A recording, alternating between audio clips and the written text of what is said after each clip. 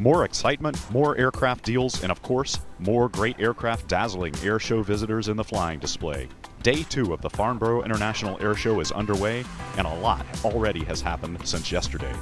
Earlier today, Airbus had a bonanza of orders and memoranda of understanding for nearly 200 A320 and A330neo aircraft from leasing companies such as CIT, SMBC Aviation Capital, BOC Aviation, and Avalon. In addition to yesterday morning's announcement of the launch of the A330neo, or new engine offering, Airbus wasted no time in getting started on the program, announcing a partnership with Safran to supply engine nacelles for the newly launched aircraft late yesterday afternoon. Coming up, a chat with Airbus's head of flight testing and the always popular coverage of the flying display. Farnborough visitors as well as guests on Airbus Direct will be treated to the Airbus A380 and A350 XWB aircraft, as well as the A400M military transport. Airbus Direct's Day 2 coverage starts right now. Cheerio from 35 miles southwest of London.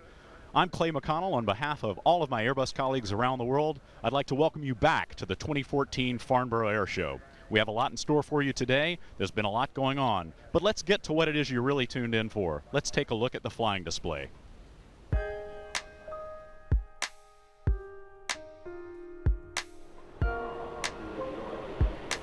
We're joined here today by my friend and colleague Harry Nelson. Harry is a former Airbus test pilot and currently serves as an advisor to Airbus in the product safety area. Harry, welcome to Airbus Direct today. It's a pleasure to be here, and nice to be able to talk to everybody.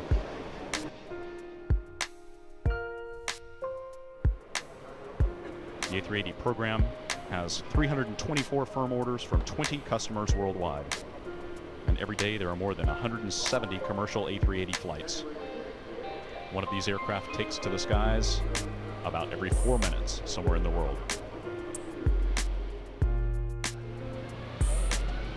And as the A380 completes its flying display and comes in for a landing, the A350 initiates its takeoff roll. I was just commenting on the timing between the two aeroplanes. It's obviously cold, the two aircraft are in communication, but that was beautiful timing. The eye was watching the 350 take off and immediately transferred to the 380 as it landed. Really well coordinated. The A350 XWB has won 742 firm orders from 38 customers around the world. The A350 XWB brings a step change in efficiency compared with existing aircraft in this size category. It uses 25% less fuel and provides an equivalent reduction in CO2 emissions. The A350 model being demonstrated here today is the A350-900 version, typically accommodating 315 passengers in a two-class configuration. More than 70% of the A350's weight-efficient airframe is made from advanced materials, including composites. About 53% of its weight is composites. Also titanium and advanced aluminum alloys.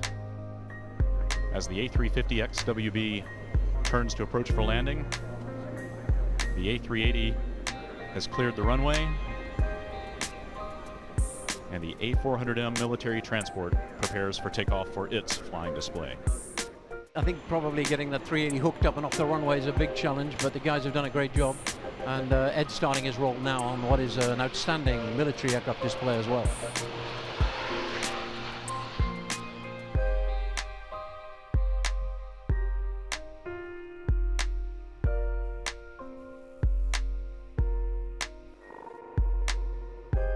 Accelerating from that dive, and you see he's quite fast now, and at the end of this one we might see the bank go to a slightly different level. We'll see. So watch the bank closely here as he rolls. He's starting his roll now, and yeah, he's through 90 now. There's about 100, 110 maybe. Great maneuver.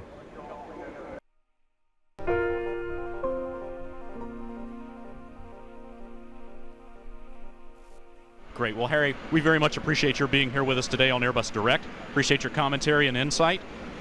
Please be sure to stay in touch with all of the news from Farnborough. In addition to Airbus.com, you can also follow us on Twitter, Facebook, Vine, Instagram, YouTube, and LinkedIn. Before we bid you goodbye from the Farnborough 2014 Air Show, we want to be sure that you stay tuned for a chat with Airbus Test Program Head Fernando Alonso. So until tomorrow, I'm Clay McConnell with Harry Nelson. Thank you and good day.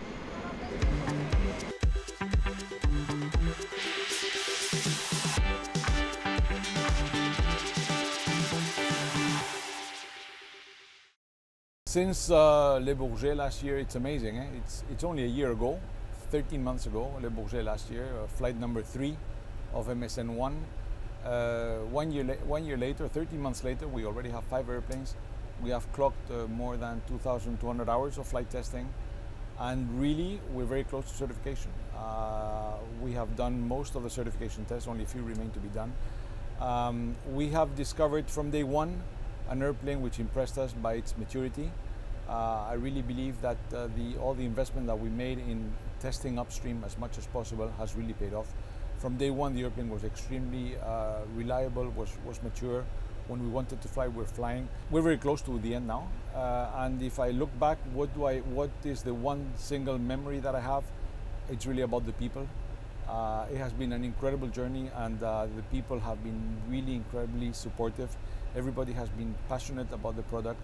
We have fallen in love with this airplane, everybody, and this is our baby.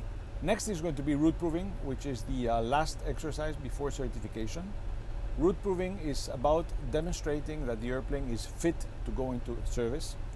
And to do that, we will be operating MSN5, which is an airplane with a full cabin, flying normal routes that the airlines will be flying, doing normal turnaround times. We will be doing short turnaround times. We will be visiting a variety of airports in the northern hemisphere, in the southern hemisphere, big airports, small airports. We will be flying for about 3 weeks. We will be clocking about 180 to 200 hours. Very intensive amount of flying. After that, we have 1 more week of testing in Toulouse, and that'll be it.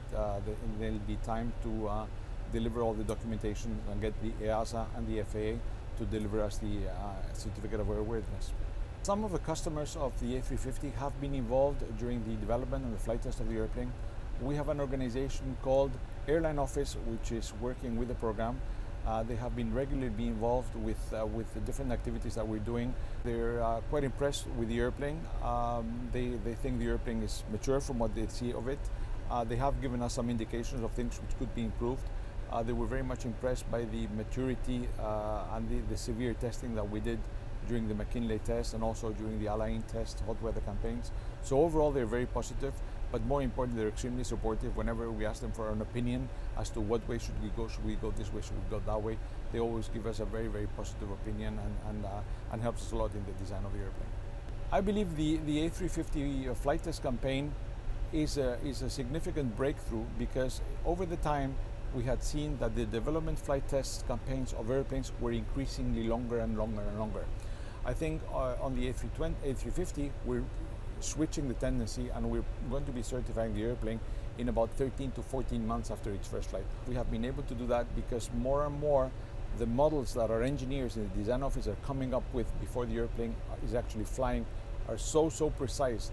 The capacity, the capability to modelize, to simulate is so good that more and more we're moving into a flight test campaign will be just about validation and doing in flight test only those things that you need to do where you have little molecules of air going over the wing. The rest, if you don't need molecules of air going over the wing, the rest you can do on the ground, and you can probably do before the airplane ever flies.